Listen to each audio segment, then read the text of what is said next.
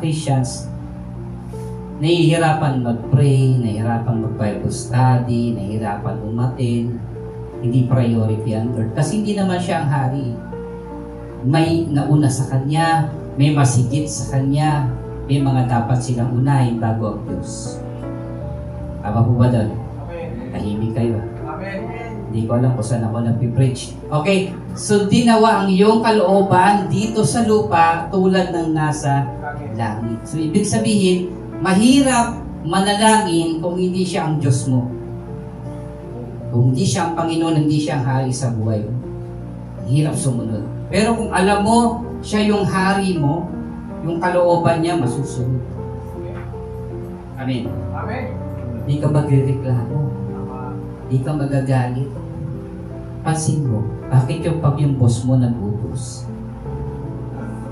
Bilis. Pero baka teacher na lang. Nag-utos yung teacher. Yes, ma'am. Yes, ma'am. Yes, ma'am. Pero pag magulang natin nag-utos, wait. Tama. Kasi yung sa school, ang kingdom, yung king, yung queen, yung mga teachers.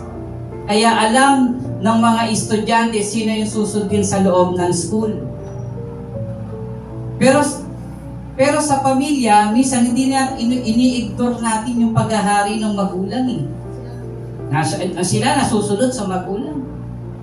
Samantalang ang magulang ang bumubuhay, ang magulang nagbibigay ng baon.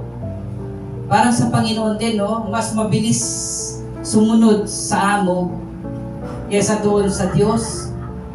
Yung kingdom ng Diyos, hindi nasutupad kasi yung kingdom ng amo kasi may sweldo. Yun yung mahalaga. So sabi nga po dito, kaya po tayo nagpipray kasi gusto makita ng Panginoon, sino ba hari mo? Sino ba ang kingdom sa'yo? Nasa